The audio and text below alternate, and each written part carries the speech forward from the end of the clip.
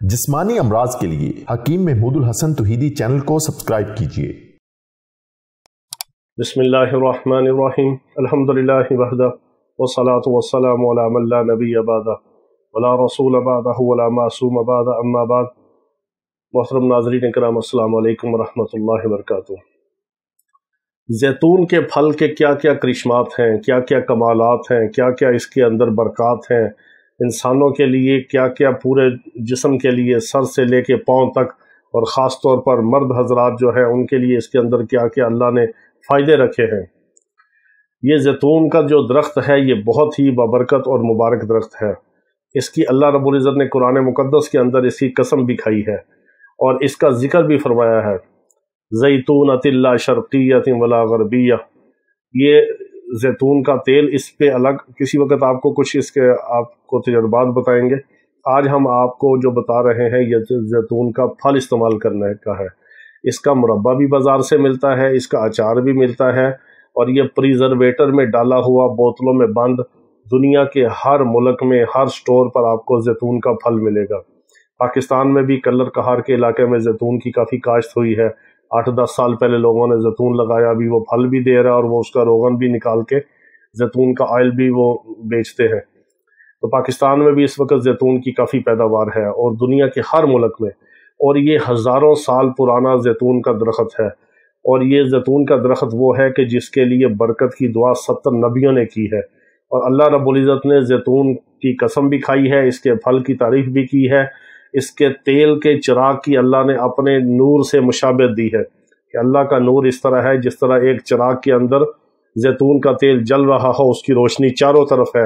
इसी तरह अल्लाह रब्बुल इज़्ज़त की कुदरत कामिला और अल्लाह के नूर का जो ज़हूर है पूरी कायनात में हर तरफ है, कोई गोशा कोई कोना इससे खाली नहीं।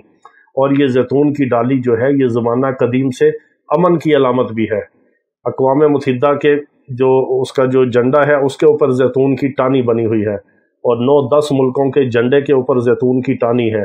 ये अमन की अलामत समझी जाती है, बरकत की अलामत समझी जाती है। बैतुल मक़दस में जैतून काश्त होता था, हर नबी ने जैतून को पसंद किया। मेरे आका अलैहिस्सलाम ने जैतून के फल को बहुत पसंद फरमाया, इसके तेल को लगाने का हुक्म फरमाया, इसके फल को खाने का हुक्म फरमाया।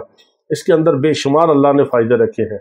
आप अपने खाने में और ख़ास तौर पर अपने नाश्ते में या अपनी सैलड में, सलाद में जैतून के फल को शामिल कर लें। आपको अगर मुरब्बा मिले किसी पंसारी से वो ले लें।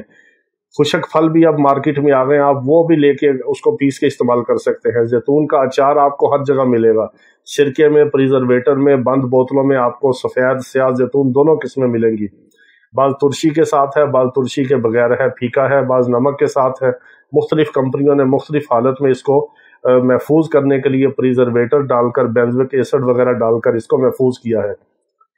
मर्द हजरात जो है जैतून के 5-7 दाने अगर गर्म दूध के साथ ले लें, उसमें दूध में शहद डाल लें तो नूर अला नूर है, सर से लेके पाँव तक उनको एक्टिव करेगा और मर्दाना ताकत को बढ़ाता है। ख़वातीन के कमर में दर्द हो, सुस्ती हो, थकावट हो, ज़चकी के दौरान भी जैतून को दूध के साथ इस्तेमाल कर सकती हैं, लेकिन तुलसी वाला ना हो। मुरब्बा हो तो दूध के साथ, तुलसी वाला हो तो दूध के बगैर वो खा ले और 1-2 घंटे के बाद थोड़ा सा दूध पी ले।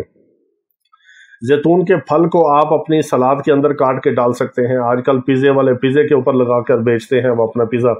इसी तरह जैतून के आप सुबह नाश्ते में चंद दाने ले लें, जैसे आप अंडा लेते हैं, मक्खन लेते हैं, डबल रोटी के साथ, स्लाइस के साथ, शहद लेते हैं, आप जैतून को अपने खाने में शामिल करें।